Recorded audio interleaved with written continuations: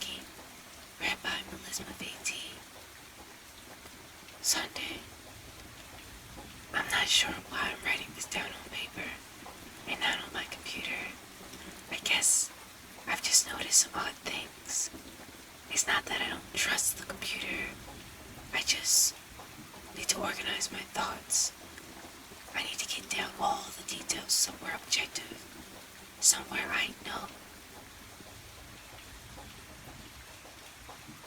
that what I write can't be deleted or changed. Not that that's happened, it's just everything blurs together here, and the fog of memory lends a strange cast of things. I'm starting to feel cramped in this small apartment.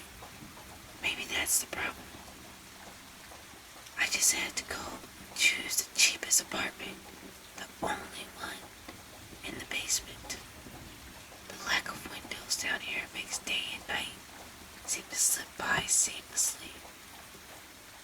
I haven't been out in a few days because I've been working on this programming project so intensively. I suppose I just wanted to get it done. Hours of sitting and staring at a monitor can make anyone feel strange. I know, but I don't think that's it. I'm not sure when it started to feel like something was odd. I can't even define what it is. Maybe I just haven't talked to anyone in a while. That's the first thing that crept up on me. Everyone I normally talk to in my background has just been idle, or they simply not well done at all. My instant messages go unanswered. The last email I got from anybody was a friend saying he talked to me when he got back from the store, and that was yesterday. I'd called my cell phone, but reception's terrible down here. Yeah, that's it. I just need to call someone. I'm gonna go outside. Well, that didn't work so well. As the tingle of fear fades, I'm feeling a little ridiculous for being scared at all. I looked in the mirror before I went out, but I didn't shave the 2-day stubble I've grown. I figured I was just going to go out for a quick phone call. I did change my shirt though, because it was lunchtime, and I guessed that I'd run into at least one person I knew. That didn't end up happening. I wish it did. When I went out, I opened the door to my small apartment slowly. A small feeling of apprehension had somehow already lodged itself in me for some indefinable reason. I chalked it up to having not spoken to anyone but myself for a day or two. I peered down the dingy gray hallway, made dingier by the fact that it was a basement hallway. On one end, a large metal door led to the building's furnace room. It was locked, of course. 2 jury soda machines stood by it. I bought a soda from one the first day I moved in, but it had a 2-year-old expiration date. I'm barely sure nobody knows those machines are even down here. Or my cheap landlady just doesn't care to get them restocked. I closed my door softly and walked to the other direction, taking care not to make a sound. I have no idea why I chose to do that, but it was fun. It was a giving end to the strange impulse not to break the drowning out of the soda machines, at least for the moment. I got to the stairwell and took the stairs up to the building's front door.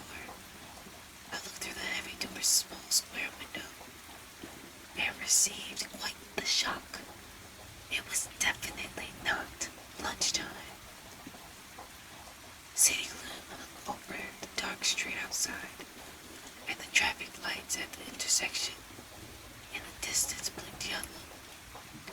Dim clouds, purple and black from the glow of the city, hung overhead. Nothing moved, save a few sidewalk trees that shifted in the wind. I remember shivering, though it wasn't cold. Maybe it was just the wind outside. I could barely hear it through the heavy metal door, and I knew it was that unique kind of night. That kind of late night wind. The kind that was constant, cold, and quiet, save for the rambling music it made as it passed through the countless unseen tree leaves. I decided not to go outside. Instead, I lifted my cell phone to the door's little window and checked the signal meter. The bars filled up the meter, and I smiled. Time to hear someone else's voice, I remember thinking, relieved. It was such a strange thing to be afraid of nothing. I shook my head, laughing at myself silently. I had this beat out button for my best friend, Amy's number. I held the phone up to my ear, and it rang once, but then it stopped. Nothing happened.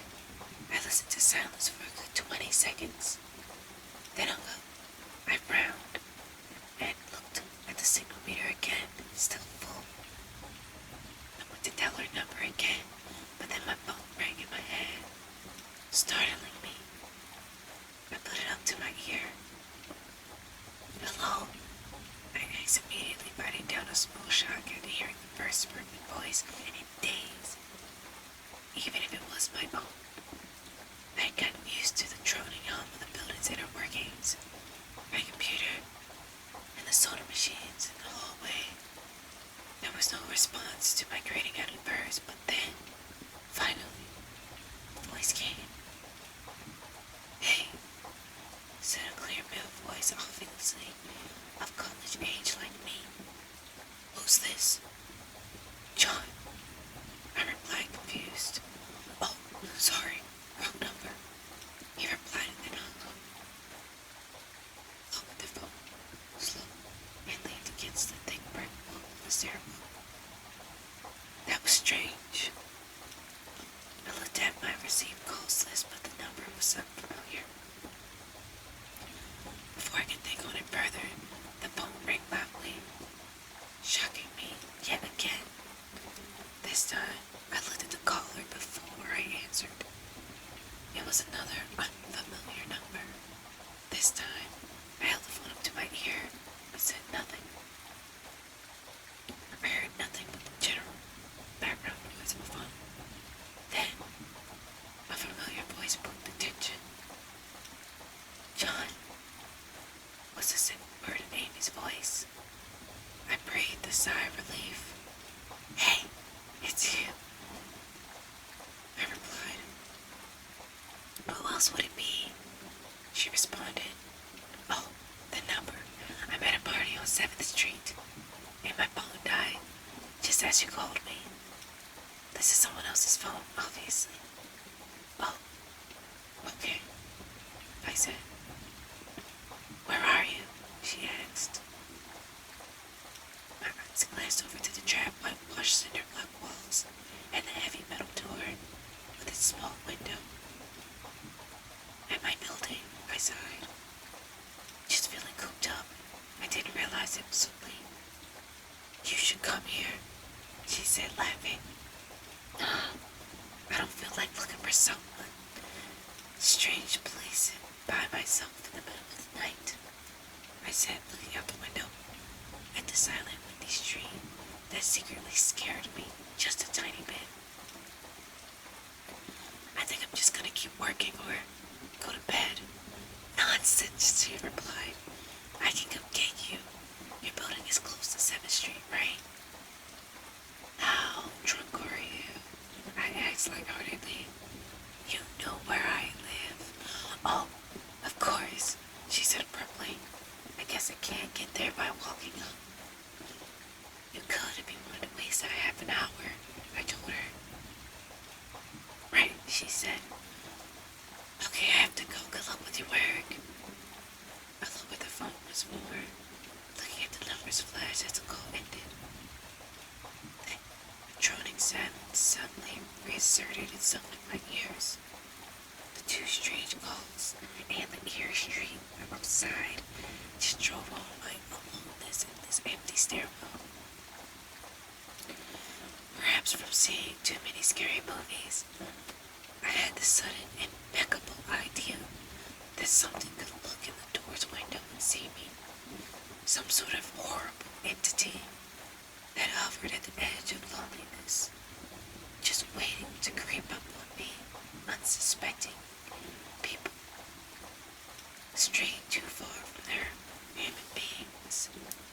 I knew the fear was irrational, but nobody else was around, so I jumped down the stairs, ran down the hallway into my room, and closed the door as swiftly as I could while still staying silent. Like I said, I feel a little ridiculous for being scared for nothing. If the fear has already faded, writing this down helps a lot. It makes me realize nothing is wrong. It filters out. Half-formed thoughts and fears and leaves only cold, hard facts. It's late. I got a call from a wrong number, and Amy's phone died, so she called me back from another number. Nothing strange is happening. Still, there was something a little off about the conversation. I know I could have just been the alcohol she had, or it was even her that seemed off to me. Or was it? Yes, that was it. I didn't realize it at the moment. Writing these things down. I knew writing things down would help. She said that she was at a party, but I only heard silence in the background.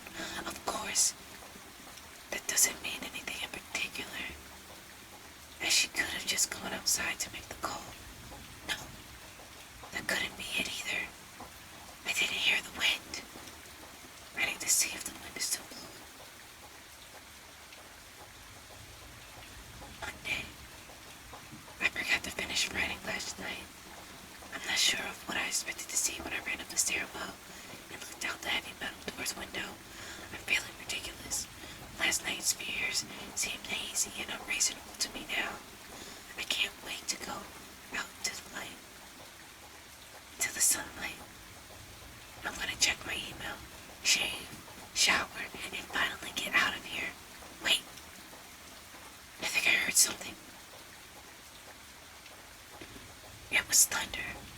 The whole sunlight and fresh air thing didn't happen. I went out into the stairwell and up the stairs, only to find disappointment. The heavy metal door's little window showed only flowing water, as torrential rain slammed against it. Only a very dim, gloomy light filtered in through the rain. As I knew, it was daytime, even if it was a gray, sickly, wet day. I tried looking out the window and waiting for the light to illuminate the gloom, but the rain was too heavy, and I couldn't make out nothing. Couldn't make out anything more than vague, weird shapes moving at the all angles and waves washing down the window. Disappointed, I turned around, but I didn't want to go back to my room. Instead, I wandered further up the stairs, past the first floor, and the second. The stairs ended past the first floor, and the second. The stairs ended at the floor in the highest floor of the building. I looked through the glass and ran up the other outer wall of the stairwell, but it was warped. It was that warped. They kind of scattered the light. Not that there was was much to see through the rain to begin with. I opened the stairwell door and wandered down the hallway. The 10 or so thick wooden doors painted blue a long time ago were all closed. I listened as I walked, but it was in the middle of the day, so I wasn't surprised that I heard nothing but the rain outside. As I stood there in the dim hallway and listened to the rain, I had the strange fleeting impression that the doors were standing like silent granite monoliths erected by some ancient forgotten civilization for unfathomable guardian purpose.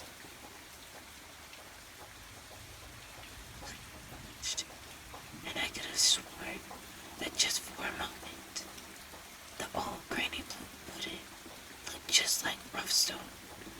I laughed at myself for letting my imagination get the best of me, but then it occurred to me that the dim gloom and lightning must have mean that the window somewhere in the hallway.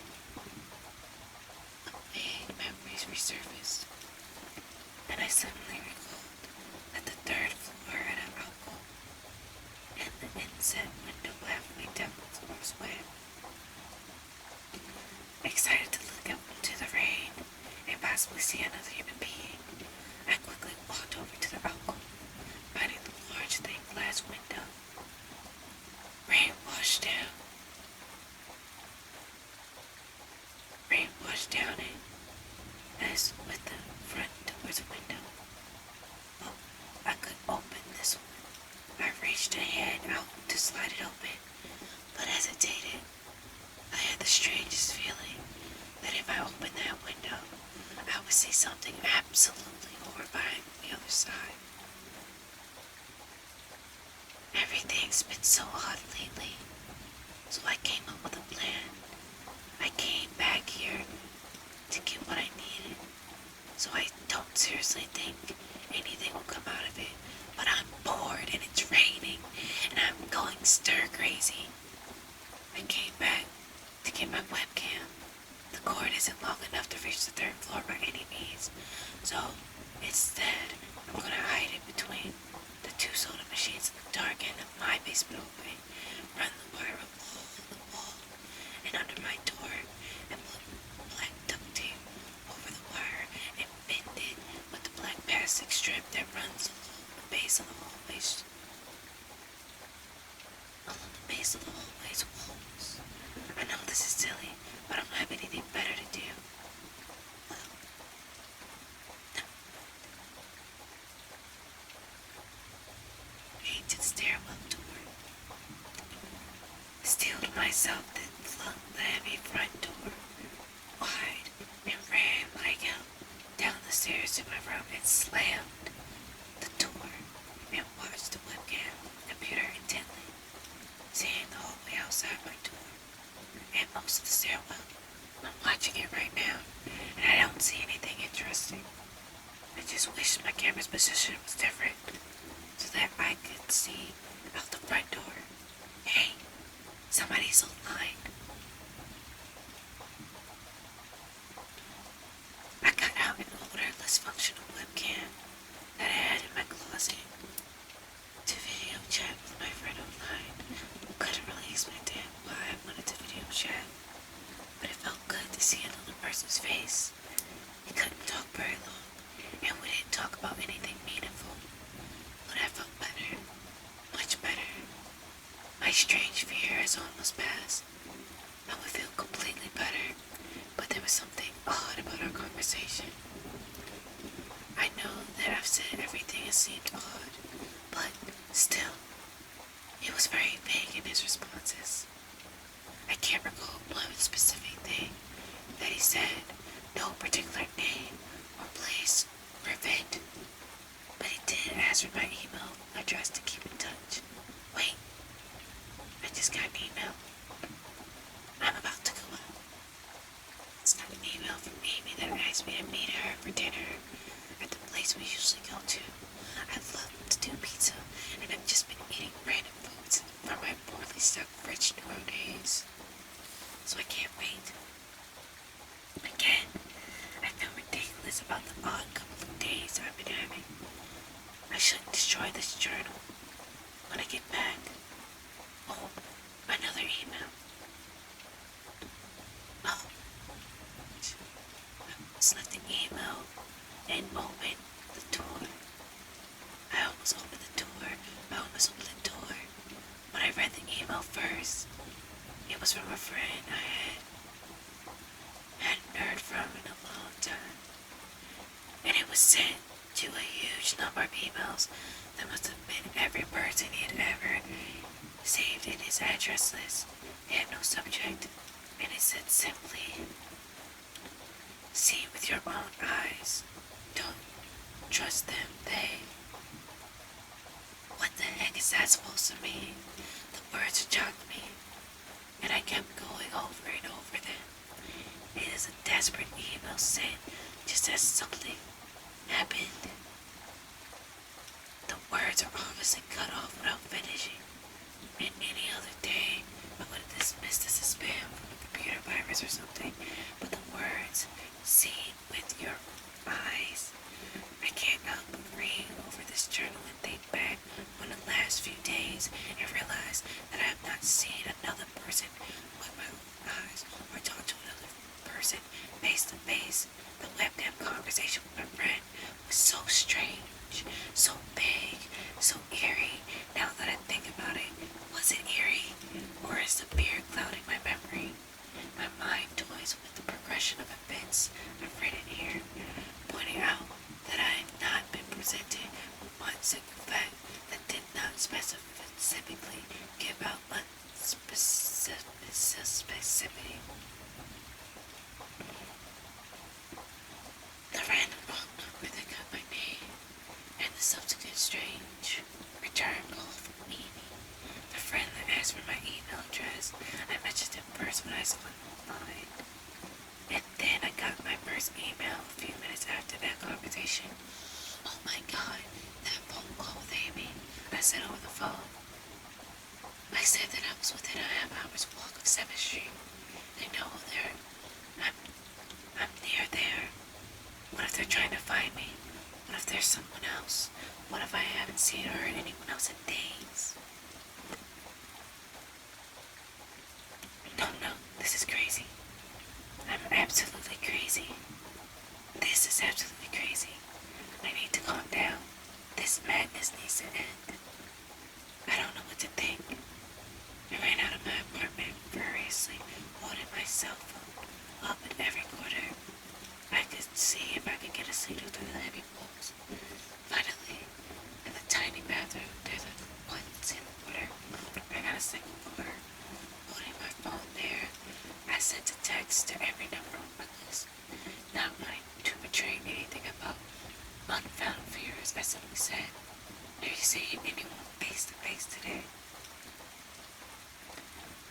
Have you seen anyone face to face lately?"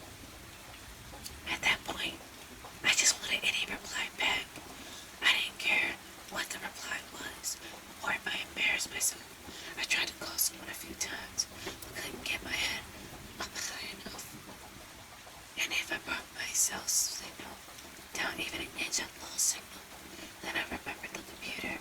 I rushed over to it. Instant messaging. Every one of my phones were idle or away from the computer. Nobody responded. My messengers grew more frantic, and I started telling people where I was and to stop by in person for almost barely passable reasons. I didn't care about anything by that point. I just needed to see another person. I also tore my apartment apart, looking for something I might have missed. Some way to contact another human without opening the door. I know it's crazy. I know it's unbounded. But what if? I just need to be sure. I tapped the phone to the ceiling just in case.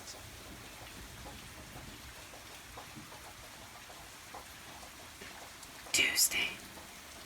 The phone rang. Exhausted from last night's rampage, I must have fallen asleep. I woke up to the phone ringing and ran into the bathroom and stood on the toilet and flipped open the phone. Tapped to the ceiling. It was Amy, and I feel so much better. She was really worried about me, and apparently had been trying to contact me since the last time I talked to her. She's coming over now, and yes, she knows where I am without me telling her. I feel so embarrassed. I am definitely throwing this journal away before anyone sees it. I don't even know why I'm writing in it now. Maybe it's just because it's the only communication I've had at all since God knows when. I look like hell too. I looked in the mirror before I came back in here. My eyes are sunken, my stuff was thicker, and I just looked generally unhealthy. It's trashed, but I'm not going to clean it up. I think I need someone else to see what I've been through. These past few days have not been normal. I'm not one to imagine things. I know I have been a victim of extreme probability. I probably miss seeing another dozen times. I'm probably missing another person a dozen times. I just happened to go out when it was late at night, or in the middle of the day, or when everyone's gone. Everything's perfectly fine. I know this now. Plus, I found something in the closet last night that helped me tremendously. A television. I set it up just before I wrote this, and it's on the background. The television has always been my escape from me. It reminds me that there is a world beyond these dingy rooms. I'm glad Amy's the only one that responded to me after last night's frantic pestering of everyone I could contact. She's been my best friend for years. She doesn't know it, but I count the day that I met her among one of the few moments of true happiness in my life. I remember that warm summer day fondly. It seems a different reality from the dark, rainy, lonely place. I feel like I spent days sitting in the playground, much too odd to play. Just taking time to talk with her, hanging around doing nothing at all. I still feel like I can go back to that moment sometimes, and it reminds me that this place is not at all that there is. Finally, a knock at the door. I thought it was odd that I could see, that I couldn't see, or through the camera. I hid between the two soda machines. I figured that it was bad positioning. Like when I couldn't have seen out the front door. I should have known. I should have known. After the knock, I yelled through the door jokingly that I had a camera between the soda machines because I was embarrassed myself that I had even taken this Barrera noise so far. After I did that, I saw her image walking over to the camera and looked down at it, and she smiled and waved. "Hey," she said to the camera brightly, giving it a weary look. "It's weird, I know." I said to the mic attached to my computer, "I've had a weird few days." "Must have," she replied. "Open the door, John." I hesitated. How could I be sure? "Hey, give me a second here," I told her through the mic. "Tell me one thing about us. Just prove to me that you were you." She gave the camera a weird look. "Alright," she said, slowly, thinking. "We met randomly at a playground. We were both way too old to be there." I sighed deeply as reality returned and fear faded. God, I've been so ridiculous. Of course it was Amy. That day wasn't anywhere in the world except in my memory. I never mentioned it to anyone, not out of embarrassment, but out of strange secret nostalgia and a longing for those days to return. If there was some unknown force at work trying to trick me, as I feared, there was no way they could have known about that day. "Alright, I'll explain everything," I told her.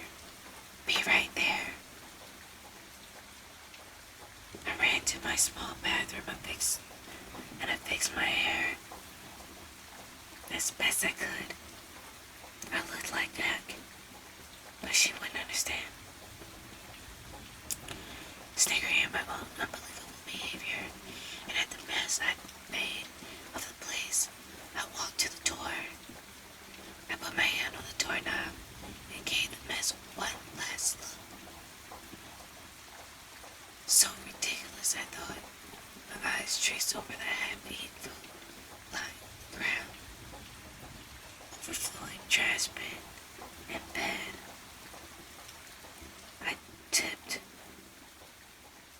to the side, looking for God knows what. I almost turned to the door and opened it, but my eyes fell on one last thing. My old webcam, the one I used for that eerily vacant chat with my friend. Its silent atmosphere lay haphazardly tossed to the side, its lens pointed at the table where this journal lay. An overwhelming terror took me as I realized if something could see through that camera, it would have seen what I just wrote about that day. I asked her for any one thing about us, and she chose one thing in the world that I thought that thing or it did not know, but it did. It did know. It could have been watching me the whole time. I didn't open the door. I screamed. I screamed in uncontrollable terror. I stomped on the old webcam. The door shook and the doorknob tried to turn, but I didn't hear Amy's voice through the door. Was the basement door made to keep out drafts too thick, or was Amy not outside? What could have been trying to get in if not her? What the heck is out there? I saw her on my computer through the camera outside. I heard from the speakers through the camera outside. Was it real? How can I know? She's gone now. I screamed and shouted for help. I piled up everything in my apartment against my apartment door. I piled everything against the front door. Friday. At least I think it's Friday. I broke everything electronic. I smashed my computer to pieces. Every single thing on there could have been accessed by the network access, or worse, altered.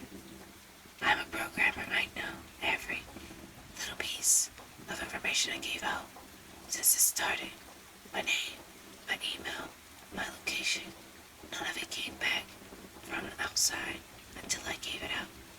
I've been going over and over what I wrote. I've been pacing back and forth, alternating between stark terror and overpowering disbelief. Sometimes I'm absolutely certain some phantom entity is dead set on the simple goal of getting me to go outside. Back to the beginning with the phone call from Amy. She was effectively asking me to open the door and go outside. I keep running through it in my head. What point says I've acted like a madman, and all of this is extreme convergence of probability. Never going outside at night. Never going outside at the right times by pure luck. Never seeing another person by pure chance. Getting a random nonsense email from some computer virus at just the right time. The other point of view says that extreme convergence of probability is the reason that whatever out there hasn't gotten me already. I keep thinking, I never opened the window on the third floor. I never opened the front door until that incredibly stupid stunt with the hidden camera, after which I ran straight to my room and slammed the door. I haven't opened my own solid door since I flew in the front door of the building. Whatever's out there, if anything is out there, it never made an appearance in the building before I opened the front door. Maybe the reason it wasn't in the building already was that it was elsewhere getting everyone else, and then it waited until I betrayed my existence by trying to call Amy, a call which didn't work until it called me and asked for my name. Terror literally overwhelms me every time I try to think, every time I try to fit the pieces of this nightmare together. That email, short, cut off. Was it someone trying to get a word out? Some friendly voice desperately trying to warn me before it came? See with my own eyes, I don't trust them. Exactly what have I been so suspicious of? It could have masterful control of all things electronic, practicing its insidious deception to trick me into coming outside. Why can't it get in? It's knocked on the door. It must have some type of solid presence. The door, the image of those doors in the upper hallway as a guardian model flashes back in my mind every time I trace this past thoughts. If there is some phantom entity trying to get me out to go outside, maybe it can't get through those doors. I keep thinking back over to all the books I've read, movies I see, trying to generate some explanation for this. Trying to generate some sort of sensible explanation. Doors have always been such a tenfold song of human imagination, always seen as wards of portals, special importance. Or perhaps the door is just too thick. I know I couldn't pass through any of the doors in this building, let alone the heavy basement ones. Aside from that, the real question is, why does it even want me? If it even wanted to kill me, it could do it any number of ways, including just waiting until I starve to death. What if it doesn't want to kill me? What if it has some far more horrific fate in store for me? What can I do to escape this nightmare? A knock on the door. I told the people on the other side of the door I need a minute to think, and I'll come out. I'm really just writing this down so I can figure out what to do. At least this time I heard their voices. My paranoia, and yes, I recognize I'm being paranoid, has me thinking all sorts of ways that their voices could be faked electronically, that there could be nothing but speakers outside simulating human voices. Did I really take them 3 days to come talk to me? Amy is supposedly out there along with 2 policemen and a psychiatrist. Maybe it took them 3 days to think of what to say to me. The psychiatrist's claim could be pretty convincing if I decided to think this all had been some crazy misunderstanding and not some entity trying to trick me into opening the door. The psychiatrist had an older voice, authoritarian but still caring. I liked it. I'm desperate just to see someone with my own eyes. He said I have something called a PSYCHOSIS, and I'm just one of a nationwide epidemic of thousands of people having breakdowns triggered by a suggestive email that got through somehow. I swear he said got through somehow. I think he means spread throughout the country and explicitly. But I'm incredibly suspicious that the entity slipped up and revealed something. He said I'm a part of a wave of emergent behavior, that a lot of other people are having the same problem with the same fears, even though we've never communicated. That neatly explains the strange email about the eyes I got. I didn't get the original triggering email. I got a descendant of it. My old friend could have broken down too and tried to warn everyone else. He knew against this paranoid behaviors. That's how the problem spreads, the psychiatrist claims. I could have spread it too, with my texts and instant messages online to everyone I know. But those people might be melting down right now after being triggered by something I said them. Something they might interpret any way they want. Something like a text saying, "Seen anyone face to face lately?" That psychiatrist told me that he didn't want to lose another one, that people like me are intelligent, and that it's our downfall. We draw connections so well that we draw them even when we shouldn't, even when they shouldn't be there. He said it's easy to get caught up in paranoia in our fast-paced world, a constantly changing place where more and more of our interactions are simulated. I have to give him one more thing. It's a great explanation. It neatly explains everything. It perfectly explains everything. In fact, I have every reason to shake off this nightmarish fear that something or some consciousness or being out there wants me to open the door so it can capture me for some horrible fate worse than death. It would be foolish, after hearing that explanation, to stay in here until I starve to death just to spite the entity that might have gotten everyone else. It would be foolish to think that, after hearing that explanation, I may be one of the last people left alive on an empty world, hiding in my secure basement room, spitting some unthinkable deceptive entity just by refuting, just by spiting, by refusing to be captured. It's a perfect explanation for every single strange thing I've seen or heard, and I have every reason in the world to let all my fears go and open the door. And that's exactly why I'm not going to. That's exactly why I'm not going to. How can I be sure? How can I know what's real and what's deception? All of these darn things with these wires and their signals that originate from some unseen origin. They're not real. I can't be sure.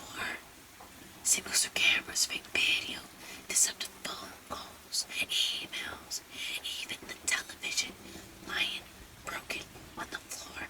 How can I know? How can I possibly know it's real? It's just signals, waves, lights, the door. It's bashing on the door. It's trying to get in. What insane mechanical contrivance could it be using? Could it be using simulate the sound of men attacking the heavy wood so well? At least I finally see it with my own eyes. There's nothing left in here for it to deceive me with. I've ripped apart everything else. It can't deceive my eyes, can it? See it with your own eyes, don't trust them, they wait. Was that message deliberate? Was that message desperate? Telling me to trust my eyes? Warning me about my eyes too? Oh my gosh, what's the difference between the camera and my eyes? That burn, turn light into electrical signals. They're the same. I can't be deceived. I have to be sure. I have to be sure. Day unknown. I've calmly asked for paper and pen day in and day out until it finally gave it to me. Not that it matters. What am I gonna do? eyes out. The bandages feel like part of me now. The pain is gone. I figure this will be one of my last chances to write legibly, as without sight. To correct my mistake, my hands will slowly forget motions involved. This is sort of a self-indulgence, this writing. It's a relic another time. Because I'm certain everyone left in the world is dead, or something far worse. I'm sitting against the padded wall, day in, day out. The entity brings me food and water. It masks itself as kind nurse and as a sympathetic doctor. I think it knows that my hearing is sharpened considerably now that I live in darkness. It fakes conversations in the hallways on the off chance that I might overhear. One of the nurses talk about having a baby soon. One of the doctors lost his wife in a car accident. None of it matters. None of it's real. None of it gets to me. Not like she does. That's the worst part. The part I can't handle. The thing comes to me masquerading as Amy. Its recreation is perfect. It sounds exactly like Amy. Feels exactly like her. It even produces a facsimile of tears that it makes me feel on its lifelike cheeks. When it first dragged me here, it told me all things I wanted to hear. Told me that she loved me. Told me she always loved me. That it didn't understand why I did this. That we could still have a life together. If only I would stop insisting that I was being deceived. I wanted to believe. No, it needed me to believe that she was real. I almost fell for it. I really did. I doubted myself for the longest time. In the end, though, it was all just too perfect, too flawless, and too real. The false Amy used to come every day, and then every week, and finally stopped coming altogether. But I don't think the entity will give up. I think the waiting game is just another one of its gambits. I will resist it for the rest of my life, if I have to. I don't know what happened to the rest of the world, but I do know that this thing needs me to fall for its deceptions. It needs that maybe, just maybe, I'm a thorn in its agenda. Maybe Amy is still alive out there somewhere, kept alive only by my will to resist the deceiver. I hold on to that hope, rocking back and forth in myself to pass the time. I will never give in. I will never. I am. The doctor read the paper the patient had scribbled on. It was barely readable, written in the shaky script of one who could not see. He wanted to smile at the man's steadfast resolve, a reminder of the human will survive, but he knew that the patient was completely delusional. After all, a sane man would have fallen for the deception long ago. The doctor wanted to smile. He wanted to whisper words of encouragement to the delusional man. He wanted to scream, but the nerve filaments wrapped around his head and into his eyes made it up do otherwise. His body altered to the cell like a puppet and told the patient once more that he was wrong, and that there was nobody trying to deceive him.